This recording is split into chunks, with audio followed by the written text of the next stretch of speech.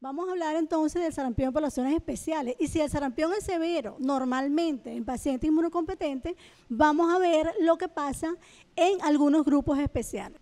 Bien, lo que les voy a presentar es una epidemia, ¿verdad? Datos de una epidemia que ocurrió en Francia el año 2009, 10 y 11, donde ellos tuvieron aproximadamente unos 22.000 casos. Ellos comenzaron, como dice Julio, con pocos casos. O sea, en Venezuela tenemos pocos casos, pero en los próximos años el número de casos se aumentó de forma considerable y el año 2011 tuvieron más de 14.000 casos. Esto fue en Francia. Fíjense que más del 50% de los casos ocurrieron en adolescentes y adultos jóvenes. La tasa de incidencia más alta, bueno, se observó en niños menores de 1 año. Se hospitalizaron casi 5.000 pacientes. Fíjense lo que significa eso, ¿no? Y la tasa de hospitalización en los adultos fue de un 31 a 38%. La complicación, como ya se ha dicho, más frecuente fue la neumonía, pero en adultos esta neumonía alcanzó a un 28%. 10 pacientes fallecieron. Fíjense que a pesar de la cantidad de pacientes hospitalizados, solamente 10 fallecieron. Y eso significa 0,45 muertes por 1.000 casos. Las causas de muerte fueron neumonía en primer lugar y 9 de estos pacientes tenían menos de 30 años, o sea, eran pacientes jóvenes. 7 eran mujeres. Creo que no pasa. La otra, por favor. Sí. Ok, voy a presentarles ahora qué pasa con sarampión en adultos, pero sarampión severo. Ellos también hicieron en ese mismo tiempo, hicieron un estudio, ¿verdad?, sobre aquellos pacientes que habían ameritado cuidados intensivos de diferentes hospitales de Francia y tuvieron una data de 35 pacientes. Fueron 36, pero después uno se eliminó, así que quedaron en 35. Fíjense que el mayor número de casos corresponde nuevamente al año 2011, cuando tuvieron también mayor número de casos en la población. La otra. Esta es la comorbilidad que se presentó en esos pacientes. 9 tenían enfermedad respiratoria crónica, principalmente asma, 6 solamente inmunosuprimidos, como dice allí, SIDA, un caso, trasplante renal 3, inmunodeficiencia oral común 1 y linfoma no Hodgkin. 5 embarazadas y 3 obesos. 25% no estaban bien, pero 75% estaban saludables antes del sarampión. ¿La otra? ¿Cuál fue la complicación más frecuente? La doctora Tatiana habló que la complicación general del sarampión es neumonía. Sin embargo, estos pacientes tuvieron neumonitis asociada al sarampión, es decir, neumonía por el propio virus. Y los síntomas de disnea se presentaron los primeros 6 días, lo que uno entonces sospecha que esos pacientes tienen neumonía por el virus y no una neumonía por bacterias. 5 pacientes fallecieron, la anterior, todos severamente inmunodeprimidos. Esto es neumonitis intersticial. Fíjense, esta es una tomografía de tórax donde ustedes ven un infiltrado micronodular bilateral en la primera lámina. 3 meses después el paciente todavía tenía lesiones residuales. Este es uno de los pacientes que sobrevivió. Y la segunda lámina es un paciente también con lesiones micronodulares y la tercera también, pero ya a nivel pariliar. ¿La otra?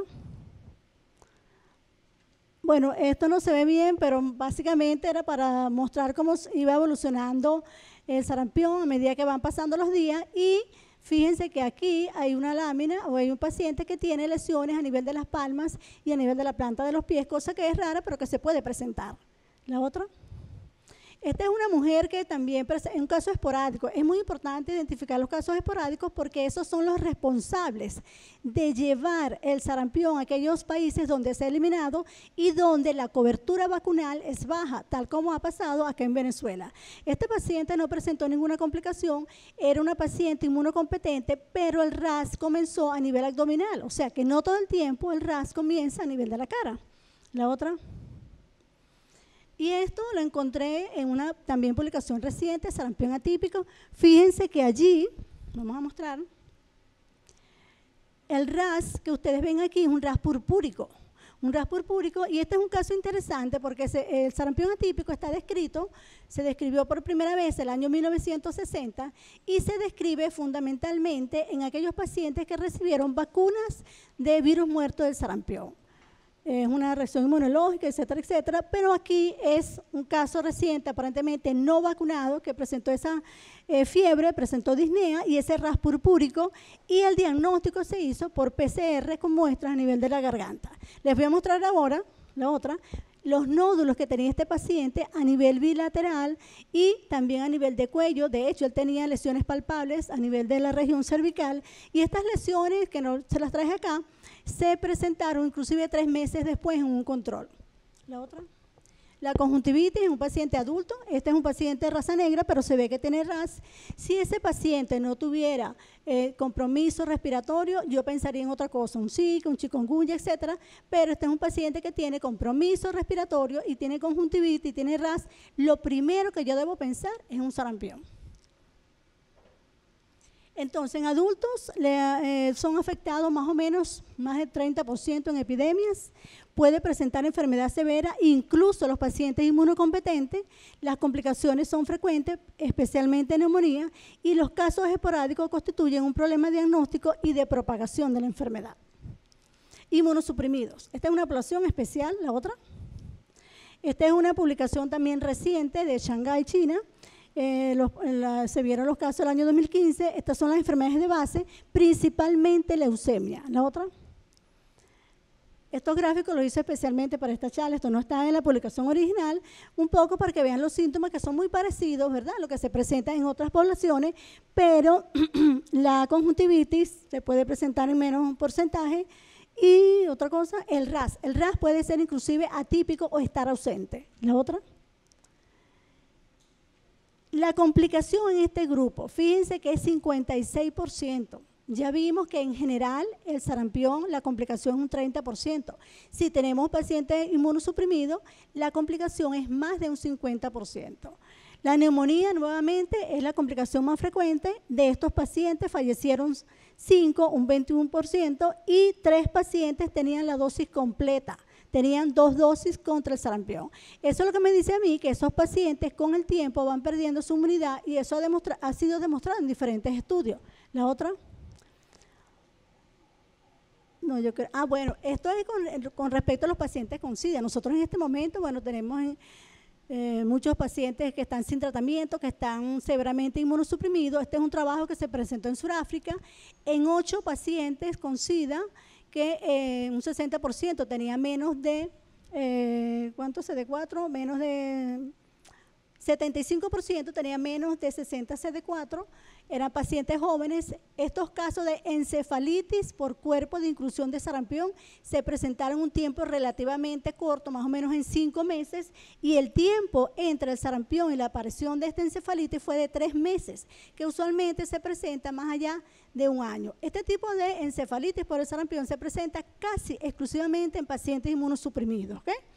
Y el diagnóstico fue por biopsia o post-mortem. 75% de estos pacientes fallecieron, que es lo que se ve. Bueno, no se ve allí realmente muy bien la diapositiva, pero lo que le quería mostrar es la tomografía en estos pacientes fue completamente normal.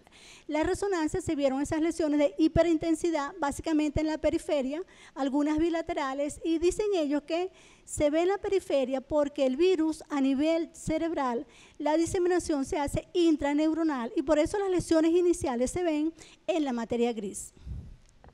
Esto, bueno, rápidamente, esta diapositiva es para mostrar, no se ve muy bien la parte de arriba, pero eso es el sarampión en pacientes que habían recibido trasplante de médula ósea halogénico, es decir, de un donante. Y algunos estudios han demostrado que en este tipo de pacientes, a pesar de que están inmunosuprimidos, el sarampión puede no ser severo, o sea, la severidad puede ser leve o moderada, y de hecho es lo que pasó en estos 8 pacientes donde no tuvieron complicaciones, excepto un paciente que fue el paciente número 6 que vemos allí, y que presentó una neumonía de inclusión por el sarampión, que en este caso acá era un paciente que tenía un rechazo crónico y que además recibía inmunosupresores. La otra.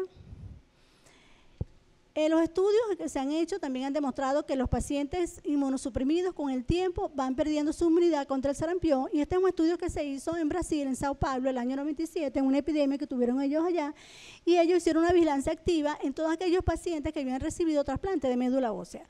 Ellos entonces midieron niveles de anticuerpos menos de 3 años y encontraron que un gran porcentaje, aquí un 72% eran inmunes al sarampión. Sin embargo, después de 3 años, un 70% de ese grupo que ellos estudiaron era susceptible al sarampión. Quiere decir que con el tiempo, en los pacientes inmunosuprimidos se va perdiendo esa inmunidad. ¿La otra? Bueno, ¿qué decimos de estos pacientes? Generalmente el sarampión se comporta como una enfermedad severa. Los receptores de médula ósea halogénicos, la enfermedad puede ser moderada, el RAS puede ser atípico o puede estar ausente. Estos pacientes tienen mayor riesgo de complicaciones y de morir, y ellos pueden perder la inmunidad a través de los años. Vamos a ver las embarazadas, que como dice Julio es algo en que vengo trabajando. Y esto que vemos acá, bueno, no sé cómo se verá, pero básicamente esta lámina muestra los estudios de sarampión en embarazada desde el año 1938, como lo vemos aquí, el primer año, bueno, allá arriba, hasta el año 2012. Se hicieron en diferentes partes del mundo. Algunos de estos estudios no tenían ningún grupo control, y algunos, como el más reciente, 2012, en Sudán del Este, de 61 embarazadas, que ellos tuvieron una mortalidad más o menos de un 20%, no tenían un diagnóstico definitivo, sino el diagnóstico era clínico, y tampoco tenían un grupo control. Yo les escogí a Namibia, en África, donde ellos tuvieron del año 2009-2011 una epidemia, y estudiaron 55 embarazadas y tuvieron un grupo control de 3 embarazadas sin sarampión. Fíjense que, a diferencia de los grupos que hemos visto anteriormente, ellos se hospitalizaron 96%, o sea, de 55 hospitalizaron a 96% de embarazadas, o sea que puede ser una enfermedad complicada en el embarazo, ¿ok? 60% diarrea, neumonía, 40%, 5% tuvieron encefalitis, y de 42 embarazos, 60% tuvieron un resultado materno, fetal o neonatal adverso, y murieron 12% de estas pacientes. La conclusión de este estudio es que el sarampión aumentó en forma significativa el riesgo de los recién nacidos de bajo peso al nacer, aborto espontáneo, muerte fetal intrauterina y mortalidad materna. La otra, en embarazadas, entonces, toda mujer en edad fértil debe recibir la vacuna antes de embarazarse. O sea, toda mujer en edad fértil. ¿Por qué? Para evitar que le dé sarampión y que tenga estas terribles consecuencias. Una vez vacunada, según el CDC, ella debe esperar por lo menos 28 días antes de embarazarse. Y la vacunación no advertida, de todas maneras, durante el embarazo, no tiene consecuencias negativas. Es decir, no causa malformaciones, porque recordemos que esa vacuna también tiene rubiola, y por lo tanto no está recomendado interrumpir el embarazo, cosa que anteriormente se creía.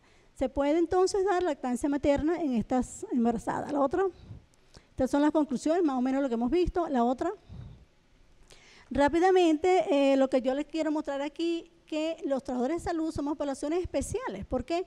Porque estamos en contacto directo y permanente con los pacientes cuando hay brotes, cuando hay epidemias. Y por lo tanto, sabemos que se han descrito numerosos brotes de sarampión a nivel hospitalario, especialmente cuando no se identifican los casos esporádicos, es decir, cuando llega el primer caso, cosa que tenemos que estar muy pendientes en este momento de la epidemia de Bolívar, porque podemos tener, como dijo Julio, en cualquier momento un caso de sarampión en nuestra consulta o en nuestros hospitales. Y la anterior, que todavía no he terminado, disculpen, no se toman tampoco las medidas de precaución. La siguiente. Okay. Lo que les voy a mostrar aquí rápidamente, ya vamos terminando, son una epidemia que se está atravesando ahorita en Italia, donde ellos han visto más de este año, más de casi 5.000 casos de sarampión, y lo importante, lo llamativo en esta epidemia, que ellos han tenido 297 casos en trabajadores de salud, y es lo que le traigo a continuación. La otra.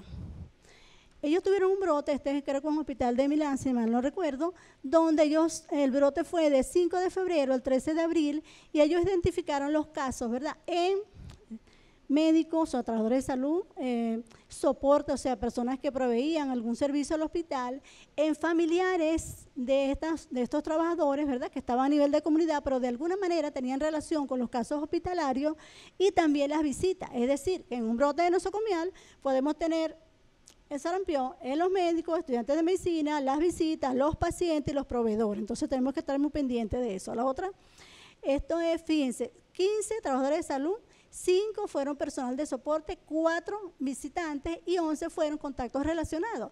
Y los contactos relacionados porque eran familiares de los trabajadores y más o menos se presentaron en la misma área donde vivían estos trabajadores, ¿ok?